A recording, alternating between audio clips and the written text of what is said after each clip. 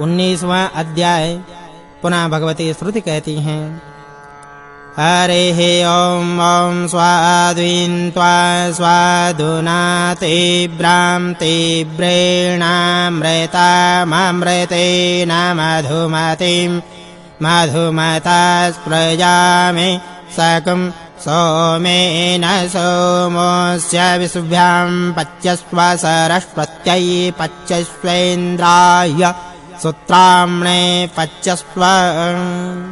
अर्थात हे ओख देव्यो, हे औषध देव, आप स्वादिष्ट हैं, आप स्वादु हैं, आप तीव्र हैं, आप अमृतमय हैं, आपको मधु मिश्रित मधुर सोम के साथ मिलाकर सृजित करते हैं।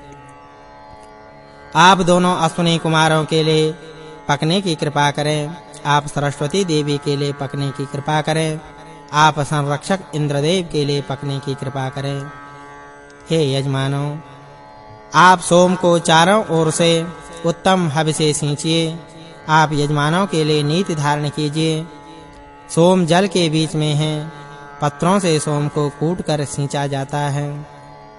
वायुदेव शुद्ध हैं, पवित्र हैं, अति तीव्र गति वाले हैं, इंद्रदेव के साथ जुड़ते हैं, इंद्रदेव के सखा हैं। वायु शुद्ध है, पवित्र है, बहुत द्रुत गति वाले हैं, इंद्रदेव के सखा हैं। सोम पवित्र हैं, चारों ओर से स्रवित होते हैं, सोम को पवित्र करते हैं।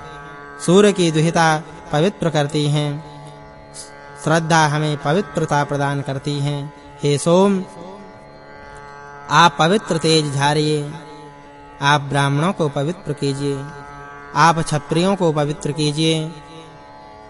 सोम इंद्रियां सामर्थ्य को प्रकट करती हैं, सरस होकर सोम और अधिक आनंददायी हो जाता है। यह देवों का देव है, यह चमकीला है, यह यजमानों के लिए रसमय अन्न धारण करता है। अन्नवान किसान पहले ही अन्न को काट कर खा लेते हैं, रख लेते हैं, ताकि उसमें से पर्याप्त जौ निकल सके। हे यजमान, उसके आसन पर विराजमान हैं, यजमान नमस्कार पूर्वक यज्ञ करते हैं। अश्विनी देवों के लिए आपको उपयाम में ग्रहण किया गया है, सरस्वती देवी के लिए आपको उपयाम में ग्रहण किया गया है, संरक्षक इंद्रदेव के लिए आपको उपयाम में ग्रहण किया गया है। वही आपका मूल निवास है। हम तेज के लिए आपको यहाँ स्थापित करते हैं, हम वीर के लिए आपको यहाँ स्थापित करते हैं, हम बल के लिए आपको यहाँ स्थापित करते हैं। आप नाना प्रकार से देवताओं का हित करते हैं, आप श्रेष्ठ कार्य करने वाले हैं, आप परम व्योम में स्थित रहते हैं। सुरा, तुम बलवती हो, यह सोम अलग स्वभाव का है, आप उसके मूल स्थान में प्रवेश करते हुए उसके प्रति हिंसा मत कीजिए। सोमदेव, आप उपयाम में ग्रहण किए गए हैं, अश्विनी कुमार के तेज के लिए आपको स्थापित करते हैं, सरस्वती देवी के पराक्रम के लिए आपको स्थापित करते हैं, हमारे लिए वीर धारिये। आप बलवान हैं, हमारे लिए बल धारिये, आप ओजवान हैं, हमारे लिए ओज धारिये, हमारे लिए उत्साह धारिये। आप सहनशील हैं, आप हमारे लिए सहनशीलता धारिये, आप संघर्षशील हैं, आप हमारे लिए संघर्षशीलता धारिये। जो व्याध और विसूजिका दोनों की रक्षा करती हैं, जो वृक्क की भी रक्षा करती हैं, जो पतनशील बाज की रक्षा करती हैं, जो सिंह की रक्षा करती हैं, वही यजमानों की भी रक्षा करने की कृपा करें। दूध पीता हुआ बालक प्रमोदित होता हुआ माँ को प्रताड़ित करता है, उसी प्रकार हम माता-पिता के ऋण से उऋण होना चाहते हैं। माता-पिता कल्याणकारी है, आप हमें पापों से दूर या अलग करने की कृपा कीजिए। देवताओं ने यज्ञ का विस्तार किया, वैद्य अश्विनी कुमार हैं, यज्ञ का विस्तार किया। सरस्वती ने वाणी से इंद्रदेव के लिए इंद्रियों में क्षमता धारते हुए यज्ञ का विस्तार किया। दीक्षा के लिए प्राणिनीय यज्ञ जो यज्ञ रूप में हैं, खरीदे गए लाजा सोम के लिए कल्याणकारी हैं, मधुमय हैं। धन और औषधियों का चूर्ण आतिथ्य रूप है, महान वीरों के लिए उपयोगी है। 3 रातों तक उपनिषद के रूप में टपकता है और सुरा बन जाता है। खरीदे गए सोम का रूप चारों ओर से टपकता है। वैद्य अश्विनी इंद्रदेव के लिए दूध दुहते हैं, सरस्वती देवी इंद्रदेव के लिए दूध दुहती हैं। सोम राजा स्वरूप हैं। सोम राजा के आसन पर विराजमान हैं। वेदी पर सुरा का कुंभ स्थापित किया गया है। दोनों के बीच उत्तर वेदी है। विषक के रूप में छालने का मंत्र यंत्र स्थापित किया गया है। इस यज्ञ में वेदी से वेदी को प्राप्त किया जाता है। इस यज्ञ से कुशा को कुशा से प्राप्त किया जाता है। इस यज्ञ में इंद्रियों से इंद्रिय ज्ञान प्राप्त किया जाता है। इस यज्ञ में स्तंभ से स्तंभ को प्राप्त किया जाता है। इस यज्ञ में अग्नि से अग्नि को प्राप्त किया जाता है।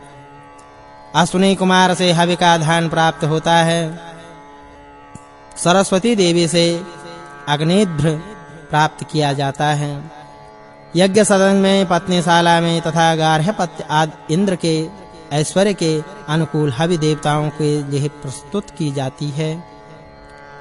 प्रेष्ठ आदि से प्रयुक्त प्राप्त होता है। प्रिय से प्रियदायी की प्राप्ति होती है। यज्ञ से यज्ञ की प्राप्ति, यजमान से यज्ञ का अनुकरण करने वाले की प्राप्ति होती है। वसटकारों से आहुतियों की प्राप्ति होती है। पशुओं से पशु प्राप्त होते हैं। प्रौढ़ास से हवि प्राप्त होती है। छंदों से सामधेनी की प्राप्ति होती है। यज्ञ से संबंधित क्रियाओं से वसटकारों को प्राप्त किया जाता है। धान सोम का रूप है। धान की लपसी सोम का रूप है। पृष्ठ आदि सोम का रूप है। जलमय दुग्ध सोम का रूप है। दधि आदि सोम का रूप है। हवि सोम का रूप है। इक्षु आदि सोम का रूप है। अन्न हवि सोम का रूप है। मधु आदि सोम का स्वरूप है। धन का रूप ही यज्ञ में अन्न के रूप में प्रयुक्त किया जाता है। चारों ओर उससे ये गोधूम फैलाती है। वेर सत्तू के रूप में तैयार किया जाता है। जौ की लपसी से रूप में तैयार किया जाता है। इन्हें हवि के रूप में प्रयोग में लाया जाता है। जौ दूध रूप में है। दग्धि रूप में है। अन्न सोम से संबंधित इन रूपों को हम पूरी तरह देखना चाहते हैं अथवा समर्पित करना चाहते हैं, चढ़ाना चाहते हैं। स्तोत्र से संबंधित ऋचाएं आस्त्रावाई के रूप में हैं। स्तोत्र से संबंधित ऋचाएं प्रत्यास्त्राव के अनुरूप हैं। यज्ञ से संबंधित ऋचाएं घटया रूप में है। यजमान पद से आरंभ होने वाली ऋचाएं प्रगाथा रूप हैं। आदि ऋचाओं से उक्तों का बोध होता है। पदों से निविदित का बोध होता है। प्रणवों से शस्त्रों के रूप का बोध होता है। दूध से सोम का रूप प्राप्त किया जाता है। अश्विनी कुमारों से प्राप्त सवन की प्राप्ति होती है। इंद्रदेव उनसे संबंधित मंत्रों के माध्यम सवन की प्राप्ति करते हैं। सरस्वती देवी विष्णु से संबंधित हैं। उनके मध्य से तृतीय सवन की प्राप्ति होती है। वायवों से वायव की प्राप्ति होती है। सत से द्रोण कलश की प्राप्ति होती है। कुंभियों से अम्भृण की प्राप्ति होती है। स्थालियों से स्थाली की प्राप्ति होती है। यज मंत्रों से यज और ग्रहों से ग्रह की प्राप्ति होती है। स्तोत्रों से इष्ट स्तुतियों की प्राप्ति होती है। छंदों से उक्त की प्राप्ति होती है। छंदों से शस्त्र की प्राप्ति होती है। साम मंत्रों से साम शास्त्र की प्राप्ति होती है। साम मंत्रों से अवभृत की प्राप्ति होती है। यज्ञ में प्रयुक्त होने वाले अन्न के भक्षण से वर्षा होती है। वाक सूक्त से आशीष प्राप्त होता है। संयम से पति पत्नी संबंध में प्रेम प्राप्त होता